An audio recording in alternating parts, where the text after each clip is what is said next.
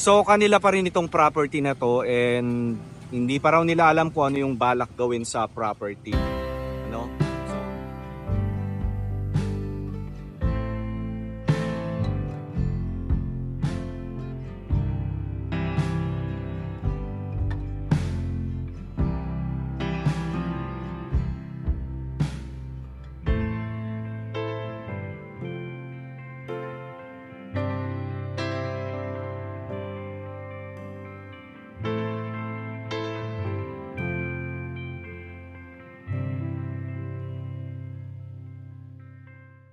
Hello mga ka-YouTubero, magandang umaga sa inyo lahat. Ngayon ay araw ng Friday, January 19, 2024, and ang oras na natin is sa 7:10 na ng umaga.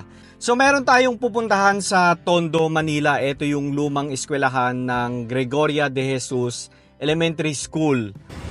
Okay mga ka-YouTubero, magandang umaga sa inyo lahat, and tayo ay nandito sa Macapagal, dito nga sa Hyundai. So kailangan nating ipacheck na yung ating sasakyan kasi it's been 1 year. Ayan. So diretso tayo ng Tondo, Manila. Mag-taxi na lang tayo.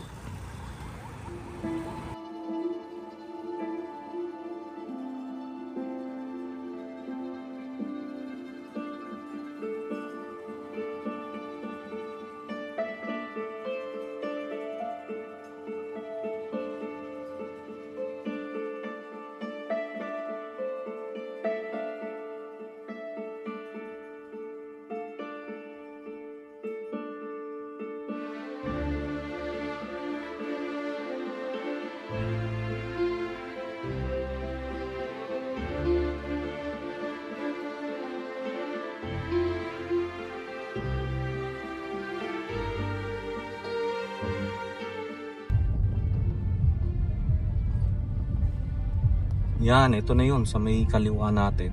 Pwede ka mag-park dyan sa may kaliwa. Kahit dito na. Okay mga ka-YouTubero, so nandito na tayo sa Dagupan. Ayan, so ito na yung lumang eskwelahan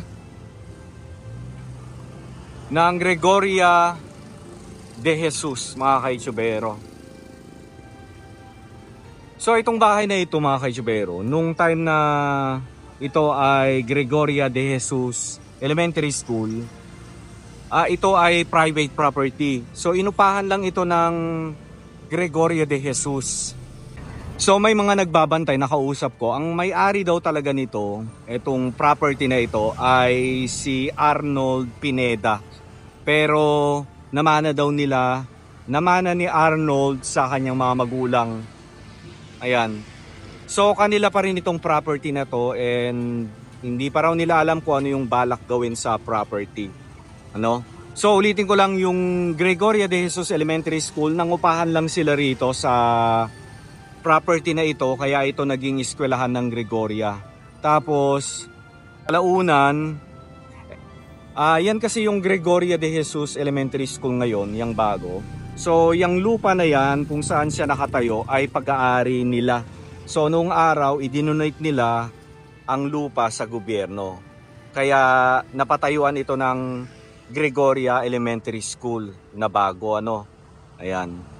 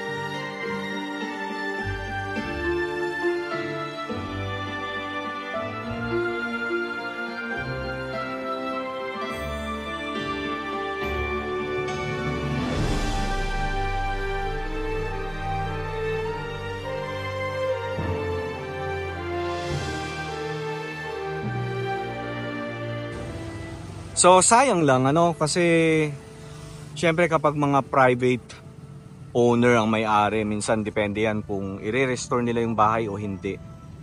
'Di ba?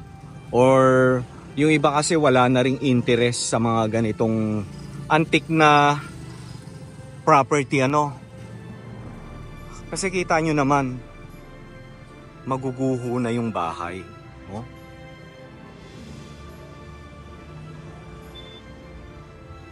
Ano na siya?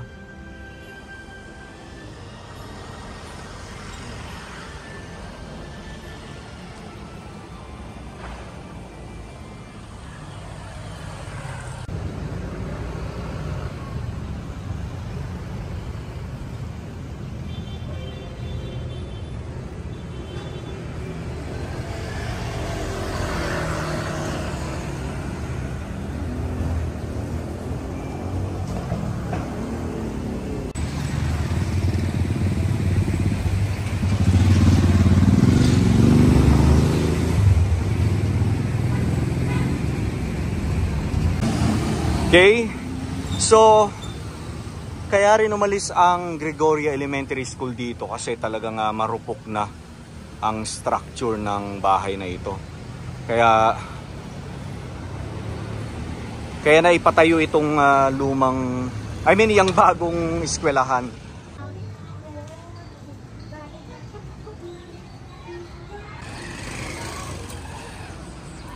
Okay?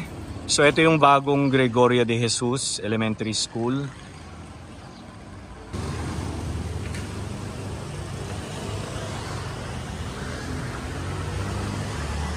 O mga chikiting natin, mga nag-aaral sa Gregoria de Jesus Elementary School. O mag-aaral kayo maigi, ha? O yan. So ito yung eskwelahan ninyo nung unang panahon. Eskwelahan ng mga lolo't lola nyo sa tuhod. Ayan. O ingat kayo. Okay, so itinatag ang Gregoria de Jesus 1961. So ito yung kauna-unahang eskwelahan ng Gregoria de Jesus. Okay? 'Di ba? Makakatuwang makita ito. Oh. Marupok na talaga yung structure, kaya rin sila lumipat na. 'Di ba?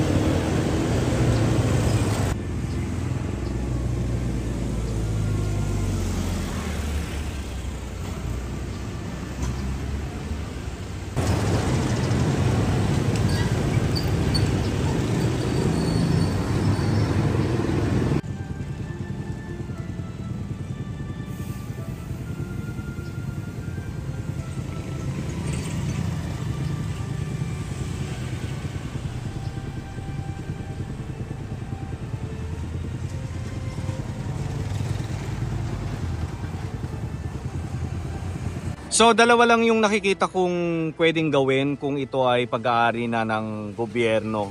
So unang-una dyan is ibibenta sa isang private investor. Tapos gigibain ang structure and then tatayuan ng panibago. And pangalawa ay i-restore ang lumang eskwelahan na ito. Kaya lang, isa itong private property. Ayan, hindi pag-aari ng gobyerno, no?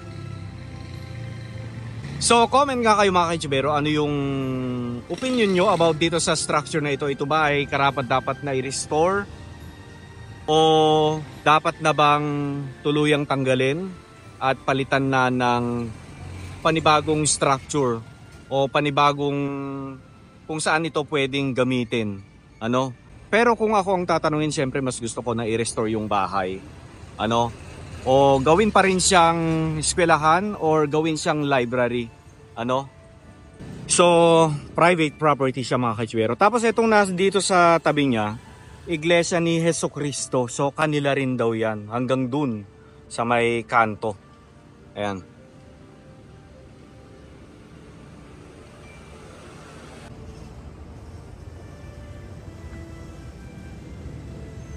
Ano yung nakasulat? Templo de Car... Hindi ko mabasa mga kaichibero. Ayan. Basta yung pinakagitna at saka yung pinakababa nakalagay Iglesia ni Jesucristo. Pero yung nasa taas, Templo de... Kung mabasa. Kayo ba nababasa nyo? Ayan. So pag-aari yan, property nila yan mga kaichibero hanggang dun sa may dulo. Ayan. So yung nakasulat pala is Templo de Caridad, Iglesia ni Jesucristo, and Jerusalem Nueva. Yun yung nakasulat. Kaya lang di natin masyadong tanaw. Ayan. So ulitin ko lang, lahat itong property na itong mula dun sa may kanto hanggang dito sa may lumang Gregoria de Jesus Elementary School. Ayan, mula dito sa Gregoria de Jesus Elementary School. Ayan, property nila ito. Ayan, hanggang dun sa may dulo. Tonight, we gather to celebrate not only our society's noble aspirations, but also to honor those remarkable individuals who have ardently embraced the cause of heritage preservation. To them, we give the Philippine Heritage Society Citation Award. Let's watch this. Okay, so muli tayong nagbabalik for another episode ng Noon at Ngayon. Hello everyone, my name is Fern and welcome to my vlog.